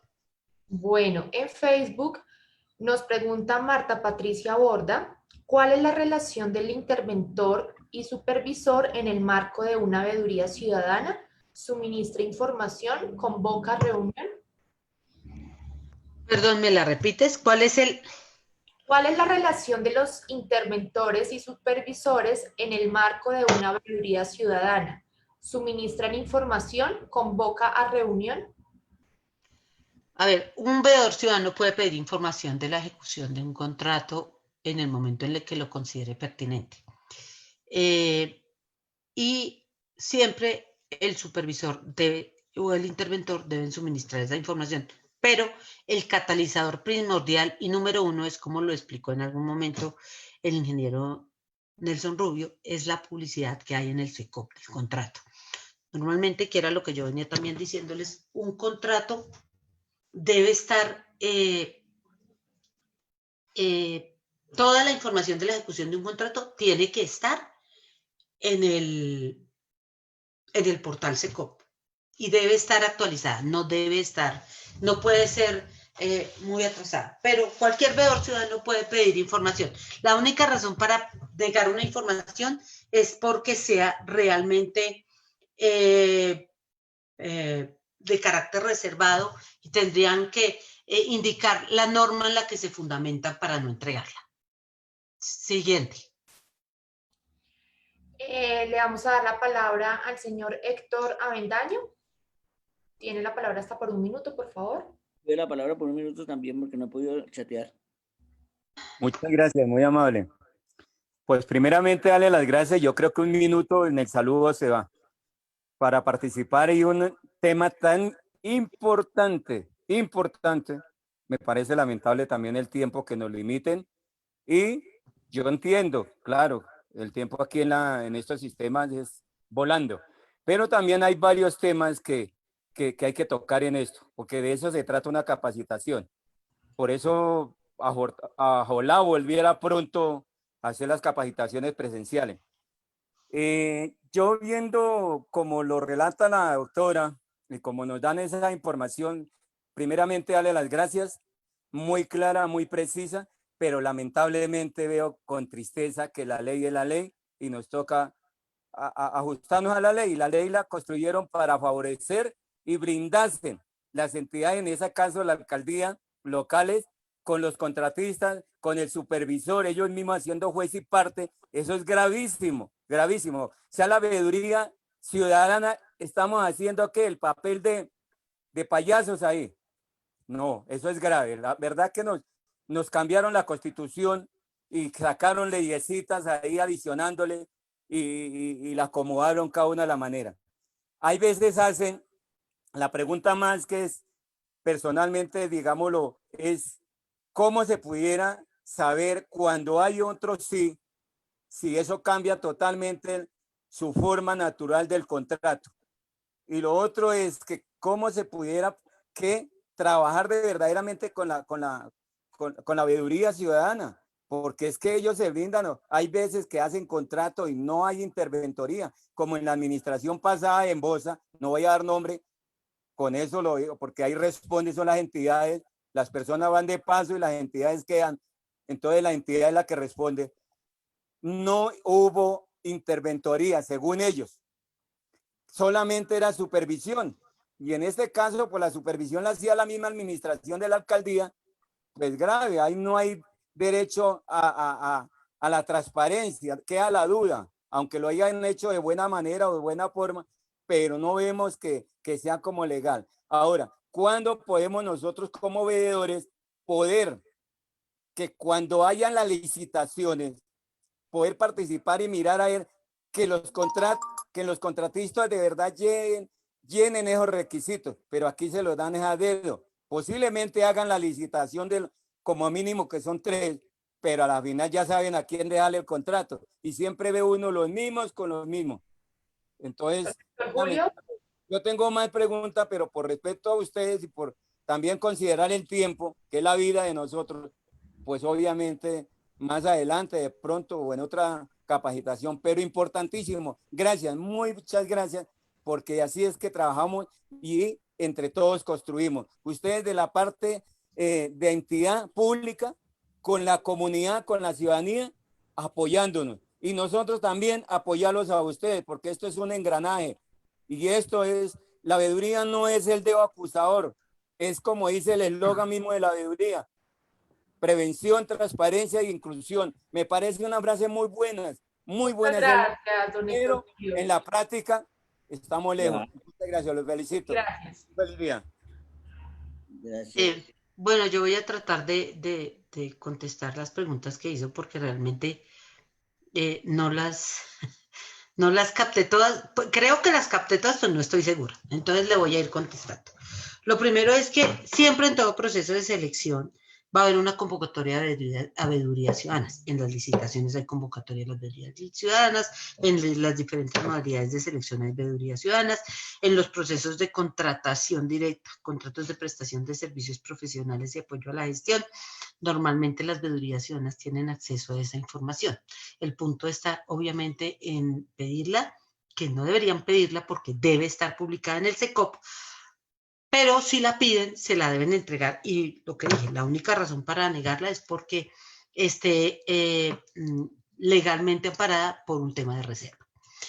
En el segundo punto, creo que son los paquetes grandes que yo estoy viendo. En el segundo punto, uno no puede modificar un contrato para cambiar las condiciones esenciales del mismo. Es decir, yo puedo adicionar el contrato, que es meterle más plata, puedo prorrogar el contrato, que es ampliar el plazo de ejecución, puedo prorrogar y adicionar el contrato, puedo suspender el contrato, pero inclusive puedo modificar las obligaciones contractuales, pero el objeto como tal contractual no puede perderse.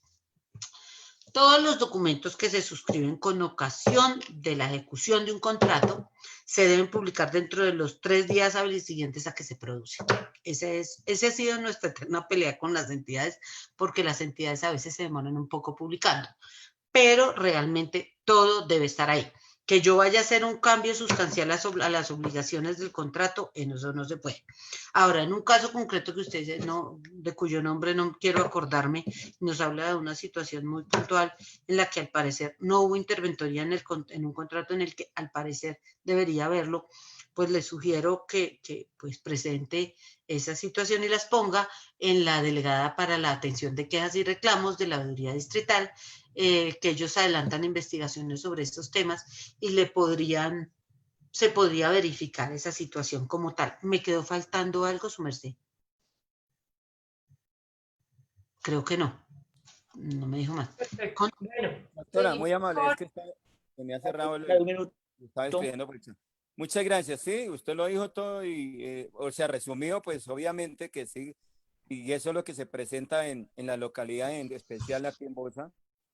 Y lo otro es que le niegan el derecho a la veeduría y se vuelven es como enemigos de uno, de las personas que quieren hacer veeduría. Es más, ellos mismos, en los mismos contratos que tienen, hacen las convocatorias, invitan a puerta cerrada y ellos mismos sacan la veeduría. Cuando uno llega, ¿verdad? Una veeduría que ¿Tiene una situación concreta para denunciar?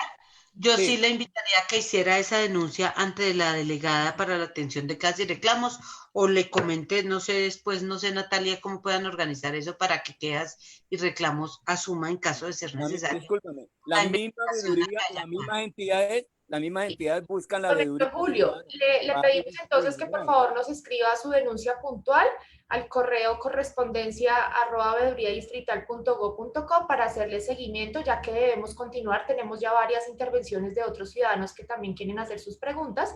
Seguimos con Viviana Ahumada Trujillo. Dice: doctora, buen día. La entidad debe tener un manual de procedimientos y o detalles técnicos que debe presentar al contratista para su cumplimiento. Si no es así, ¿quién define estos procedimientos y o detalles de manera que cumplan con la misión de la entidad contratante? Gracias. Bueno, ahí el punto es el siguiente. Lo que pasa es que cada contrato tiene unas obligaciones puntuales. Es decir, una cosa es, en los contratos se hacen unos estudios previos donde se determinan las obligaciones que debe cumplir el contratista para que pueda cumplir con ese objeto que yo contrato. Entonces, yo contrato una obra y señalo las obligaciones que debe atender ese contratista, constructor de mi obra, para poder cumplir con esas obligaciones. Eso va a estar en los estudios previos y en el contrato. En el caso de interventoría y de supervisión, en el caso de la interventoría, el interventor tiene, obviamente, en los estudios previos y en el contrato, las obligaciones que debe cumplir y además las entidades normalmente tienen un manual de supervisión e interventoría donde establecen las actividades, en el caso de la interventoría, adicionales que se deben cumplir para hacer un seguimiento adecuado a la ejecución de un contrato. Es decir, estamos hablando de 2 o 3 cosas diferentes. La primera es los estudios previos de los contratos principal y el de interventoría, donde se definen las obligaciones a cargo de ese contratista constructor o ese contratista interventor, ¿correcto? Y estoy poniendo como el ejemplo más típico que es obra. La segunda es los manuales de supervisión e interventoría de la entidad, donde se establecen las funciones que desde las obligaciones o los parámetros que desde el punto de vista técnico, legal, jurídico y administrativo debe cumplir un supervisor o interventor para hacer un seguimiento adecuado a la ejecución del contrato. Creo que no era más lo que preguntó, ¿no es cierto? Listo, siguiente. Bueno, nos preguntan, ¿qué pasa cuando la alcaldía recibe satisfacción y liquida un contrato, pero pasados 6 meses a 1 año ya no hay parte o gran parte de esas acciones del contrato? Ejemplo, es una siembra de árboles, quedó liquidado el contrato, pero ya no están todos esos árboles del contrato. También nos preguntan, ¿qué pasa cuando la alcaldía recibe satisfacción? No es la misma pregunta, pero está copiada 2 veces. Sí. Esa es la pregunta. O sea, el punto es sencillo. Cuando la obligación mía como supervisor o interventor es recibir el contrato habiendo verificado que se cumplieron todas las obligaciones. En el caso de los contratos, por ejemplo, para siembra de árboles, yo tengo que verificar que se siembren el número de árboles que son, de las especies que yo pedí y en las zonas donde yo pedí. Obviamente, esos contratos tienen una garantía de, si no estoy mal, de calidad y una garantía de calidad que implica que se extiende desde la ejecución del contrato y un término adicional. Entonces, ahí en esos casos uno lo que tiene que mirar es la garantía.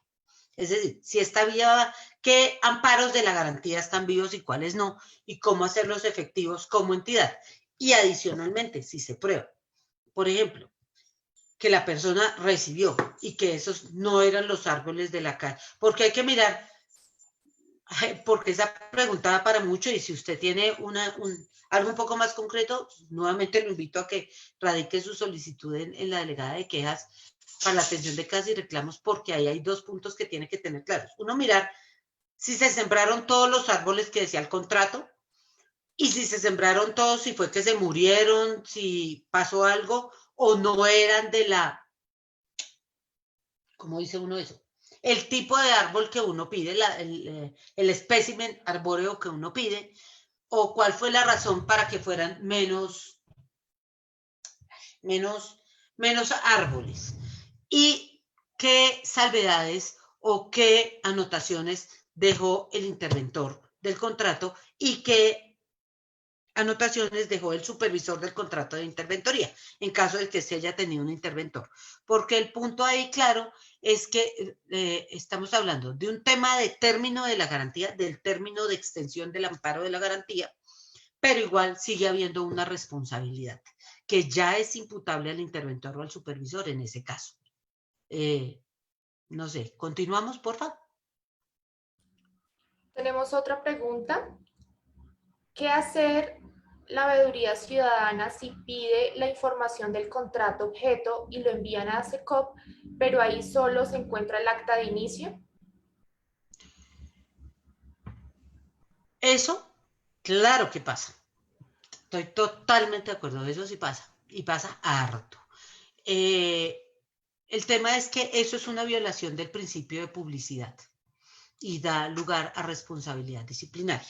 La idea, pues obviamente, es requerir a la entidad o al supervisor para que no solo le entreguen la información, sino también para que la publique en el SECOP, porque no puede dejar de publicar. Y lo que les decía, a veces los supervisores dejan de publicar porque ligan el informe a la periodicidad del pago. Es decir, ellos a veces creen que hasta que no paguen, no suben el pago y el informe. No, si uno ya aprueba el informe, el pago es un trámite. Entonces uno debería subir el informe y no tener problemas. Pero no pueden, sí, claro, si uno le dice, uno tiene que avisarle a la entidad y decirle, oiga, le voy a contar un chisme y es que usted está incumpliendo el deber de publicidad y porque usted tiene que estar dejando en el SECOP actualizada el estado de ejecución y cumplimiento del contrato. Siguiente, por favor. Y si no le hacen caso, pues uno básicamente puede decírselo a la personería. Pues ojalá el ideal no sería ese, pero sí la idea sería que primero uno le dijera a la entidad. Siguiente, Nata. Una preguntita, doctora Natalia. Natalia, no se escucha. Tienes cerrado el micrófono. Nata, Perdón, sí. de Decía, repente- Tontito, ya le voy a dar la palabra. Voy a leer unas preguntas que teníamos represadas desde antes de que usted pidiera la palabra. El usuario J.A. Uribe en Facebook nos preguntan, ¿el veedor ciudadano debe estar inscrito y certificado ante alguna entidad para poder ejercer su rol de veeduría? Sí, el tema, digamos que ahí la delegada para la participación en los programas especiales le puede asesorar sobre lo que se necesita para la conformación de una veeduría ciudadana, porque son expertos en eso, pero normalmente, ahí no sé, no recuerdo bien, creo que, no me acuerdo bien, creo que la alcaldía mayor tiene un tema sobre eso también, pero ahí me da pena con usted. Ley porque no soy experta en 850. ese tema. Sí, la ley 850, pero ahí hay que mirar muy bien ese tema sobre ese manejo. Gracias a la persona, a don Luis Alberto. Don Alberto, muy Aquí bien. aprovecho para decirle al usuario que si desea acompañamiento puede escribirnos y efectivamente desde la delegada para la participación lo vamos a asesorar frente a alguna veeduría que quiera iniciar. Tiene la palabra la señora Sonia Castillo.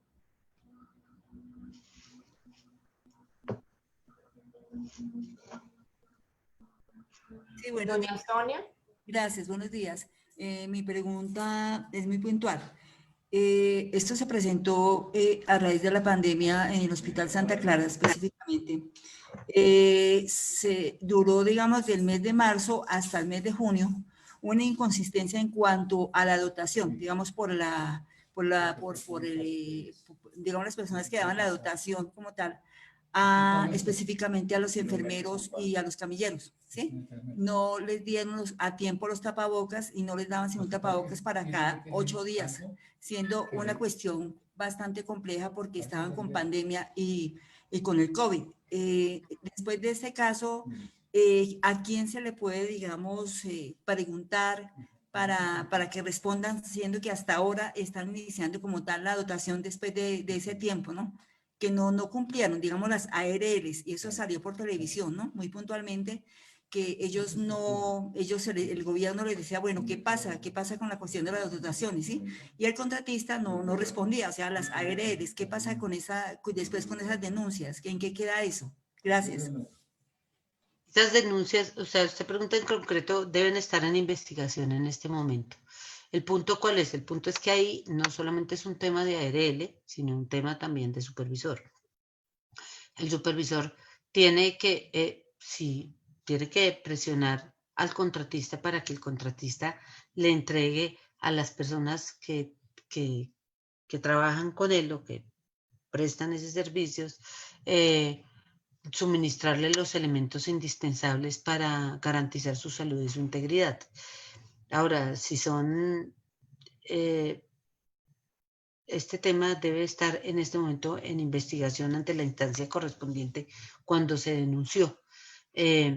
No sé si de pronto la delegada de quejas esté adelantando una investigación sobre este tema, pero me imagino que si ya se denunció, como usted misma lo dice, debe estar en las instancias correspondientes. No sé si personería o contraloría. Perfecto. Ahora sí le damos la palabra al señor Tito Casallas. Tiene la palabra, don Tito. Bueno, doctora Marta, la felicito, muy buena la exposición. Bueno, respecto de la designación del supervisor, nos enseñó que la hace el ordenador del gasto o la persona en quien se haya delegado esa función. En todos los casos la persona debe tener suficiente experiencia, ¿no es cierto? Entonces Sí, yo señor. pregunto, ¿cómo se mide la experiencia de los super y los interventores? ¿Será por la cantidad de las obras realizadas, por el tiempo en años que lleven en la administración pública? Esa es mi pregunta. En el tema de los interventores, eso en los estudios previos se definen las condiciones de idoneidad que se requieran para que se acrediten para poder escoger al interventor, teniendo en cuenta la cuantía de la obra, el tipo de obra y una serie de condiciones particulares que ya define la entidad. En el caso de los supervisores, normalmente la entidad tiene en cuenta diferentes aspectos. Nosotros lo que hemos sugerido es que sea una persona idónea y eso se define teniendo en cuenta, yo diría que mucho la experiencia que esa persona ha tenido en el manejo de un tema similar. Es decir, le pongo un ejemplo, no sé, voy a decirle un caso de que no sea con interventoría. Digamos que estamos hablando de un contrato de prestación de servicios para elaborar piezas publicitarias, ¿correcto? El periódico de la localidad. Entonces, el supervisor debería ser, porque la persona que maneje el tema de comunicaciones en la alcaldía, siempre y cuando sea una persona que tenga idoneidad y conocimiento. ¿En qué sentido? Pues que tenga la experticia para poder identificar la calidad de los documentos que se presenten para efectos de que integren, por ejemplo, el periódico de la localidad. Me imagino, pues se debe tratar, ojalá puede ser un periodista, una persona que tenga una experiencia de, pues no sé, la entidad es tan autónoma en definir el número de años de experiencia, pero que por lo menos sí tenga una experiencia en algo donde haya tenido que trabajar ese tipo de temas sobre redacción o revisión u organización de temas noticiosos. Creería yo que esa puede ser una, pues obviamente como yo no soy periodista, no podría darle los puntos exactos. Yo le podría decir, por ejemplo, cuando usted va a contratar un abogado para que haga procesos de selección, pues usted lo mínimo que necesita es una persona que sea abogado y que no necesariamente tenga especialización, pues si no se considera necesario, pero que sí haya manejado temas de contratación en otras entidades, porque la experticia que se requiere para esto no puede ser improvisada, es decir, es un tema de conocimiento que además implica responsabilidades. Eso sería todo lo que yo le podría decir. Muchas gracias, muy amable. Con gusto. Nos Señor. está pidiendo la palabra la señora Marta Mesa nuevamente. Doña Marta. Sí, señora, yo tengo dos apreciaciones puntuales y es lo siguiente. La Constitución Política faculta a todos los ciudadanos a hacer vigilancia y control social, ¿cierto? Y la formalización lo hace a través de la Ley 80, donde nos dan, digamos, un código, aparecemos en el acta de inscripción. Entonces, ya teniendo todas esas resoluciones y requisitos, aquí dentro de estos procesos de supervisión e interventoría, la verdad eso no se está cumpliendo a cabalidad porque ellos lo que hacen ahorita, y lo evidenciamos en un contrato hace poco, es que recogen firmas de cualquier ciudadano por ahí. ¿Qué hacen? Le dicen, venga, haga el favor y acompañe este proceso. Entonces no hay, digamos, una ruta de seguimiento para quiénes son los reales veedores de esos contratos. Entonces llaman los amigos de turno o los apareciditos que ellos siempre tienen ahí, que les dan los mismos, les dan los empleos y todas estas cosas. Entonces las veedurías no funcionan en la contratación como deberían funcionar. Entonces nos ha tocado que tomar otra ruta. Y yo le voy a hacer una pregunta muy, muy concreta a doña Marta y doña Natalia. Un tema, por ejemplo, concreto es el contrato de la Cruz Roja y el subsidio tipo C. Son dos recursos que se debería haberlo manejado la administración y se lo dio fue a una institución para que lo administrara, cuando ellos tienen sus programas y sus beneficios. Y esto dio lugar a que suscitaran una cantidad de cosas que ni para qué les cuento. Eso ya está caminando en la Contraloría, pero igual hay que hacer un trabajo con los entes de control. Entonces yo quisiera que su merced nos orientara aquí si esto se lo están permitiendo dentro de los contratos, y no entiendo ahorita en la ley de anticorrupción, si se supone que era para mejorar las cosas, veo que cada día van distorsionando a perjudicar más lo que son las reales veedurías. Muchas gracias. Merced, lo que pasa es que yo quisiera pedirle un favor y que me disculpe, pero no entendí la pregunta. Es decir, ¿qué están permitiendo en los contratos? En la tercera, porque es que si está el interventor y el supervisor, por qué los contratos se están tercerizando, ¿sí? Y se están llevando, entonces se pierde el sentido, el compromiso que tienen las administraciones locales, que es el principio de subsidiariedad y complementariedad, que es satisfacer las necesidades no satisfechas por las instituciones o porque no la pueden cumplir para la población pobre y vulnerable, y le dan estos contratos a terceros. Entonces yo me pregunto, ¿dónde están esos dos principios que contempla la ley? ¿Sí?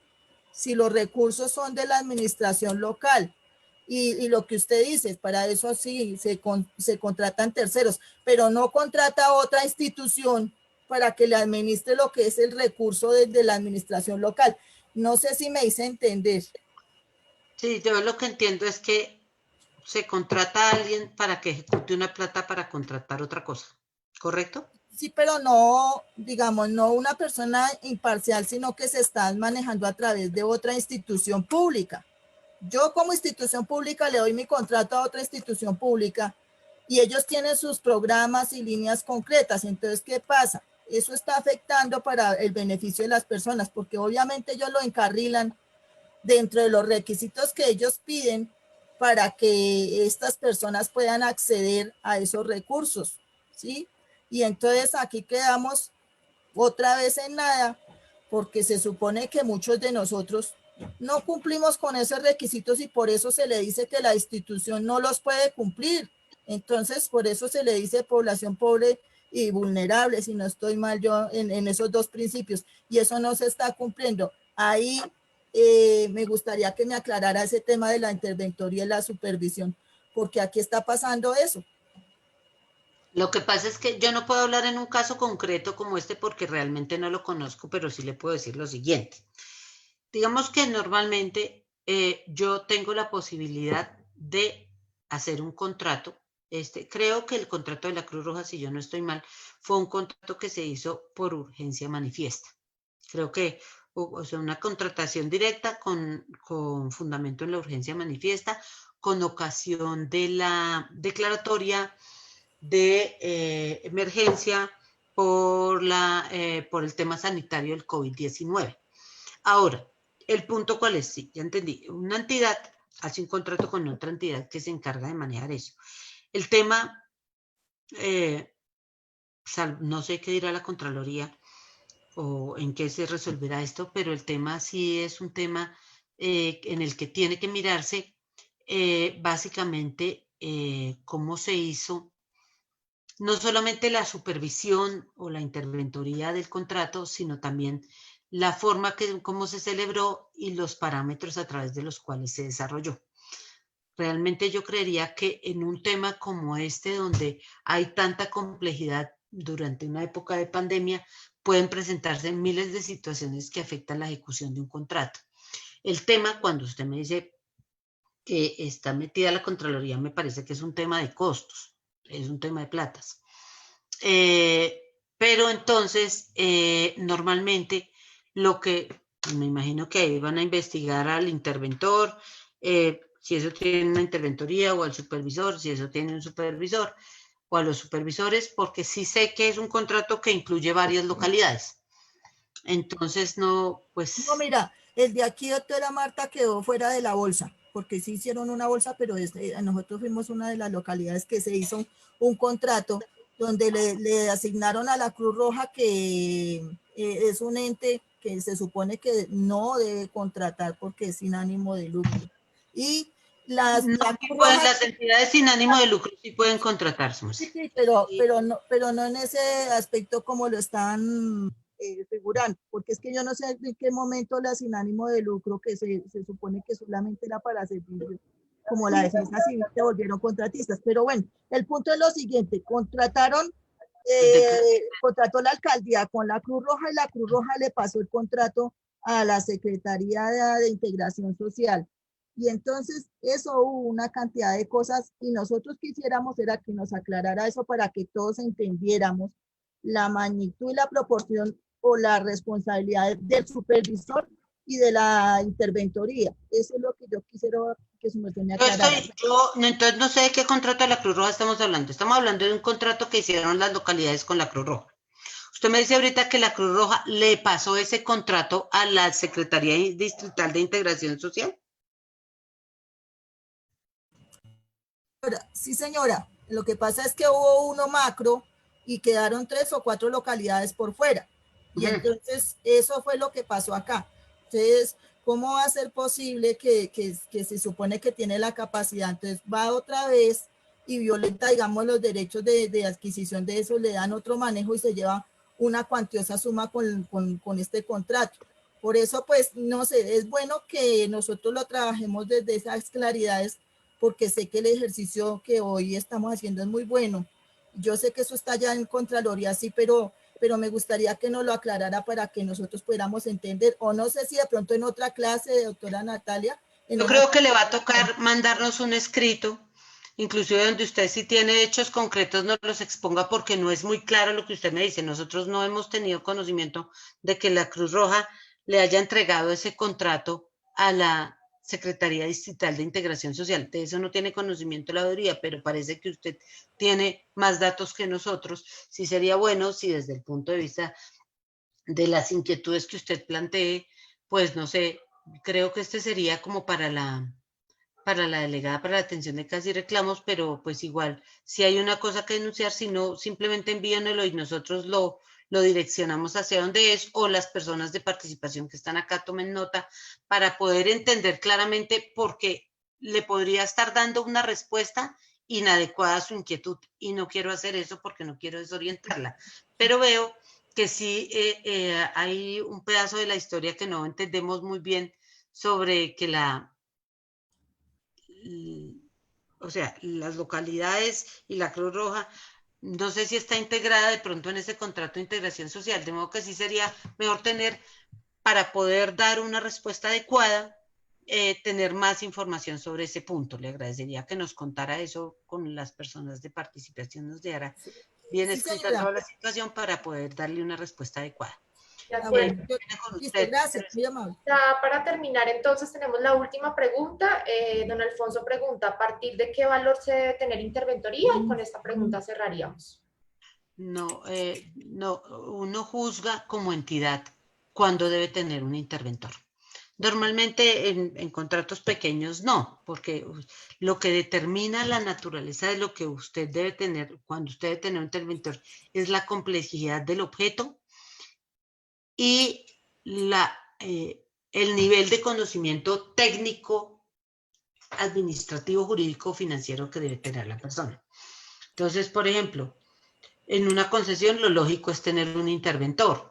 En contratos que tengan una alta complejidad es mejor tener un interventor, porque la entidad no debe perder el norte y ser consciente de que si no puede hacer una interventoría, si no puede hacer una supervisión del contrato, no tiene la capacidad para hacerlo, y es mejor tenerlo a través de un tercero que sí sepa cómo hacerlo, es la forma como se debe actuar.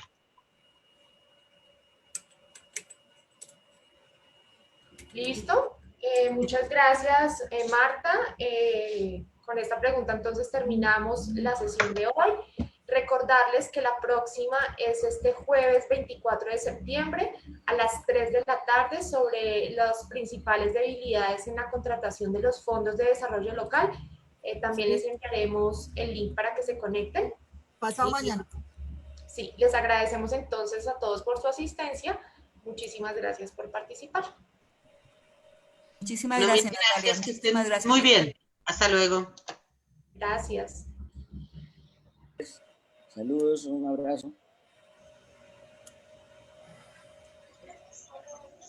Muchas gracias, Natalia. Muchas gracias para todos y todas. Feliz tarde. Gracias.